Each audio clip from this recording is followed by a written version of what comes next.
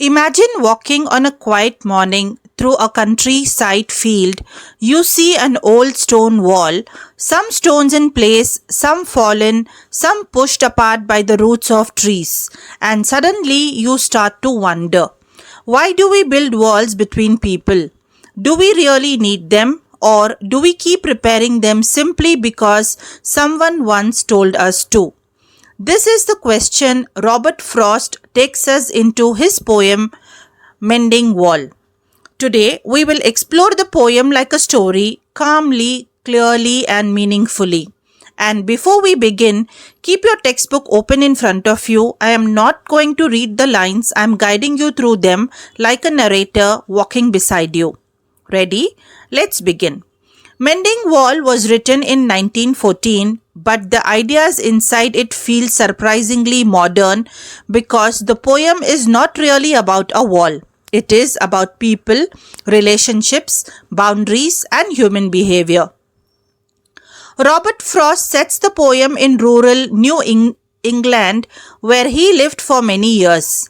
Every spring, he and his neighbor would meet to repair the stone wall that divided their properties. It became a yearly ritual, familiar, quiet, a little strange, and a little meaningful. But here's the interesting part. The speaker in the poem doesn't think the wall is necessary. The neighbor believes it is absolutely necessary. And that disagreement reveals a deep truth about human nature.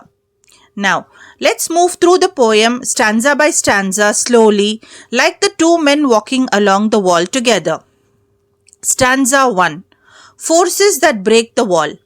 The poem begins with a simple idea: something in nature doesn't like a wall. No one knows what this something is. Maybe the frozen ground cracks the stones, maybe animals push them, maybe nature itself wants open space instead of boundaries. The wall keeps falling apart on its own as if the world wants freedom, not separation. The speaker notices this and starts questioning why they even repair the wall every year. This sets the larger theme. Some boundaries are unnatural, they fall because they are not meant to exist. Stanza 2. The yearly ritual. Every spring, the speaker and his neighbor walk along the length of the wall, picking up fallen stones and placing them back again. Some stones are easy to lift, some are round and difficult to balance, some don't fit anywhere. The work is tiring, yet oddly bonding. The speaker compares it to playing a balancing game or solving a puzzle. But even while he plays along, he wonders why they are repeating this ritual year after year. Stanza 3. The speaker's logical, playful mind. As they work, the speaker feels amused. He wants to ask his neighbor, why do we even need a wall? My apple trees won't come over and eat your pine cones. He tries to show that the wall is unnecessary. Nothing in their lives requires a boundary. There is no conflict, no animals to contain, no crops at risk. Here, the speaker represents modern thinking, questioning traditions that don't have a clear purpose. He believes people should connect openly, not hide behind walls. Stanza 4. The neighbor's traditional belief. But the neighbor simply repeats a sentence taught by his father. Good fences make good neighbors. He doesn't argue, he doesn't explain, he just repeats it like a rule passed down through generations. This is when the speaker realizes the neighbor is holding on to old beliefs without thinking for himself. The poem now introduces a theme. Many people follow traditions blindly, even when those traditions no longer make sense. Stanza 5. Modern versus traditional thinking.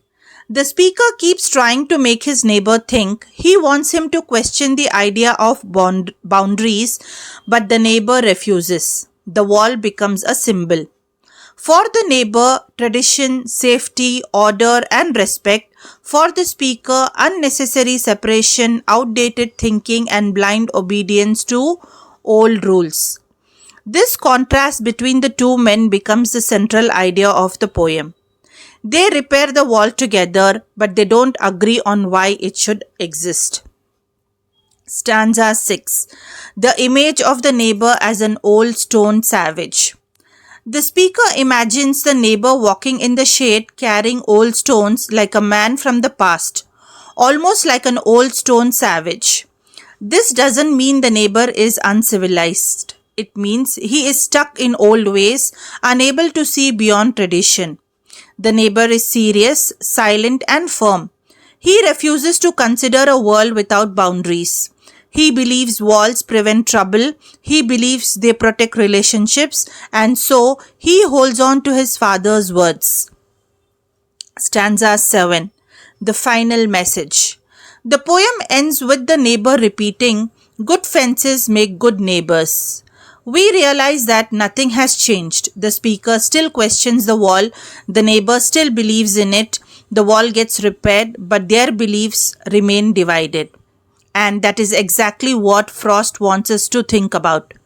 Sometimes people are separated not by walls of stone, but by walls of habit, tradition, and fear. Let me conclude, students. Mending Wall is not a poem about property. It is a poem about human boundaries. Do boundaries bring peace or do they prevent connection? Do they protect us or do they isolate us? Frost never gives a clear answer. He simply shows two perspectives, one questioning, one traditional, and he leaves the final interpretation to us. If this explanation made the poem clearer for you, make sure you keep revising with your textbook open. Note down the themes, boundaries, tradition versus modernity, human relationships, reflect on the symbolism of the wall. And if you want more poem narrations like this, subscribe to the channel and turn on notifications. Every week, we explore literature in a simple, meaningful, and enjoyable way. See you in the next lesson.